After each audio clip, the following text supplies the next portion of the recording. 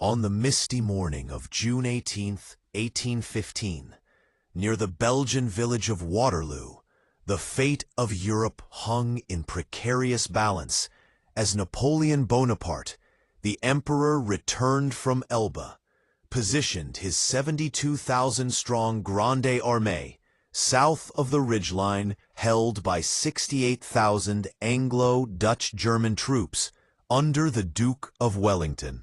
Dawn revealed red-coated British infantry, forming steadfast lines atop undulating fields north of Hougemont Farm, Dutch artillery unlimbering on forward slopes, and German contingents bracing amid relentless overnight rain that turned the clay soil into treacherous mire, while eastwards through sodden forests, 50,000 Prussians under the indomitable Gebhard Leberecht von Blücher slogged forward despite devastating defeats at Ligny and Wavre. Their black uniforms caked in mud, yet spirits unbroken by the promise of vengeance. At Le Caillou farmhouse headquarters, Napoleon, bicorn hat tilted defiantly, gray overcoat damp, shared a tense breakfast with Marshals Ney and Soult, poring over maps by flickering candlelight, boldly declaring, "I will bury Wellington in this manure pile," oblivious to the gathering storm as French skirmishers probed Allied outposts. By 11:20 a.m., the first musket cracks echoed through Hougemont woods, where green-jacketed Allied riflemen sniped from cover, igniting hours of ferocious close-quarters combat as French voltigeurs swarmed the orchard, only to crash against British guards in bearskins, who manned the chateau's scarred walls with bayoneted defiance, wooden gates splintering under axes, flames erupting in courtyards during brief breaches repelled by savage hand-to-hand savagery. The farm becoming a blood-soaked anvil, absorbing French fury. At 1:30 p.m., Napoleon's grand battery of over 80 cannons unleashed hellfire upon La Haye-Saint Farm at the Allied center.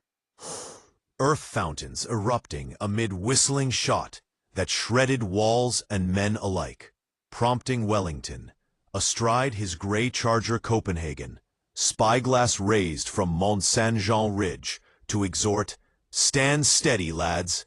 The game is up for them now." Marshal d'Erlon's I Corps then advanced in dense columns of 20,000 blue-coated infantry uphill through shot-swept slopes toward the farm, drums beating steady cadence amid bursting shells, only for the British Union Brigade, heavy cavalry in gleaming helmets, to erupt from concealed cover, Scottish Greys and English Dragoons thundering into the packed ranks, swords slashing standards, capturing eagles, trampling thousands in vengeful fury before overextending into French lancers and artillery.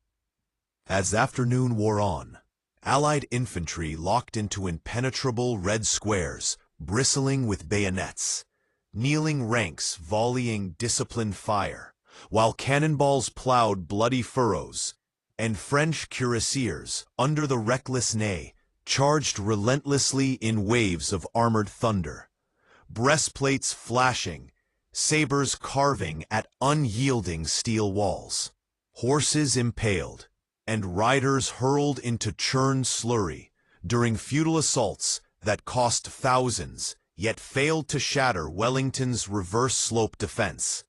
By 4 p.m., La Haye-Saint fell to French bayonets after brutal room-to-room slaughter inside its burning barns, granting Napoleon a vital crossroads, but at grievous cost, as Prussians meanwhile hammered Plancenoy village to the east.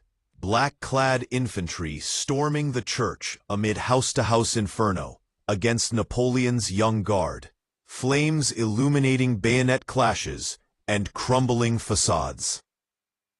Twilight at 7 p.m. brought Napoleon's final gamble.